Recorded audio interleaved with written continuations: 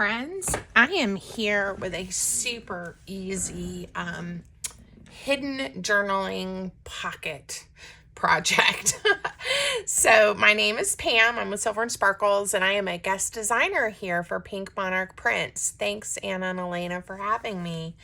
So today we are going to use the vintage stamp cards in green, which is a new kit in the Pink Monarch Prints Etsy shop.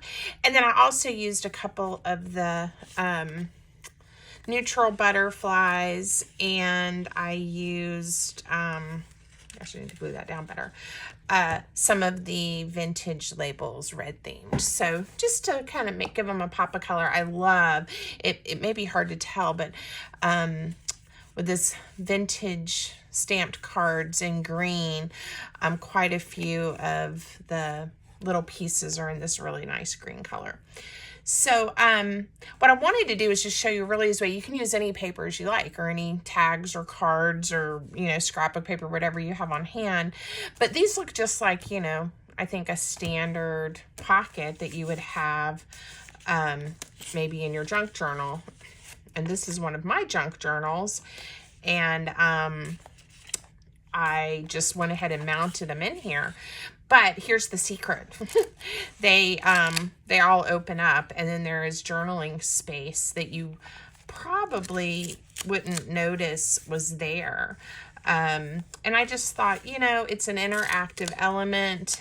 You don't have to write. You could have another image.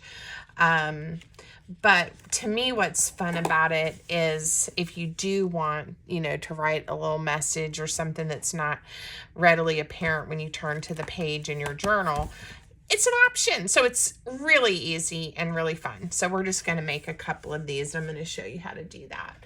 So again, use whatever paper you have, but I'm going to use these journaling cards. And what I suggest you do is when you print the sheet, print neutral paper on the back. And actually, I am also using some neutral papers, and I'll make sure Anna and Elena have everything linked for you in the description, because I can't remember the name of this kit. But this is just one sheet, but there's another sheet. There's lots, but that has just these lines. It almost looks like vintage paper that we used back in elementary school, something like that. But I would print something neutral, some kind of paper or whatever, on the back of whatever tags or cards you're going to use. Or if you're just going to cut your own tags, have something neutral. I forgot to do that.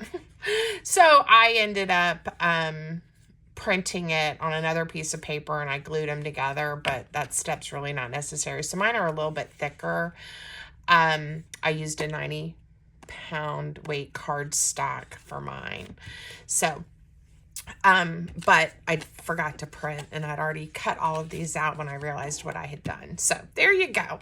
You can always start over. So you're going to need some type of tag or paper, and I'm going to give you the measurement in case you just want to cut some yourself.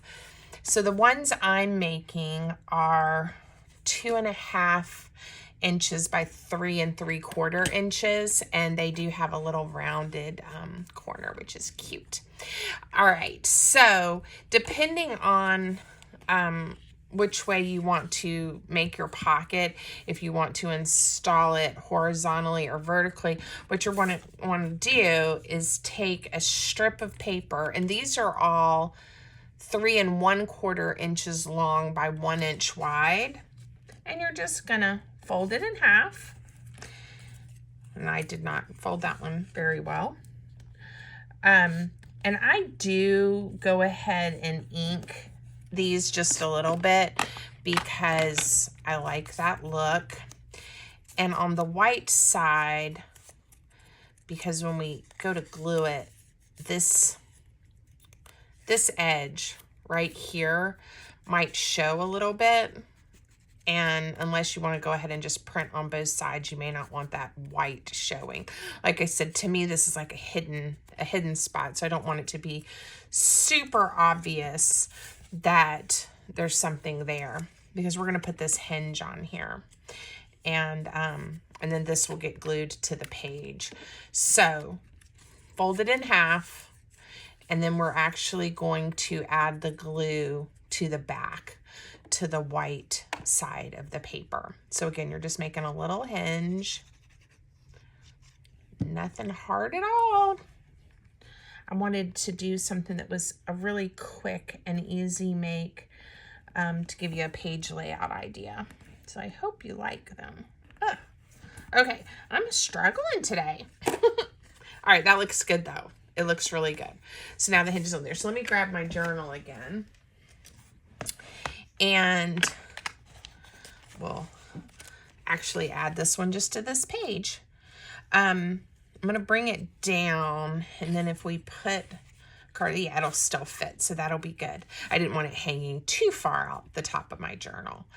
All right, now we can decorate these some more before or after we put them on the page.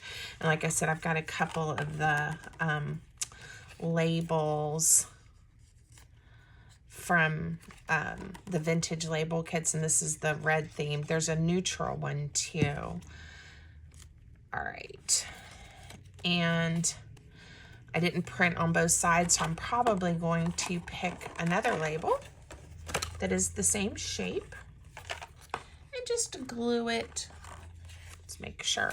Glue it right there on the other side, and then I get a cute label on both sides.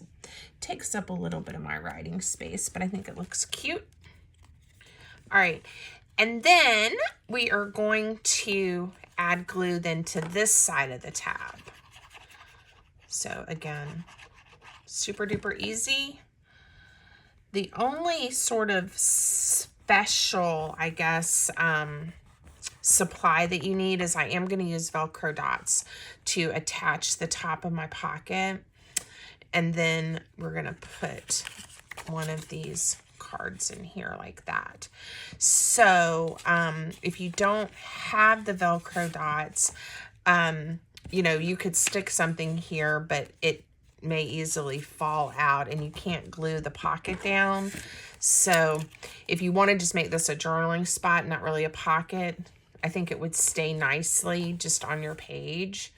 And then, you know, you just flip it down. But if you want it to be a pocket like mine, I suggest the Velcro dots. And these are the ones that are super skinny. Or thin. Is thin a better word than skinny?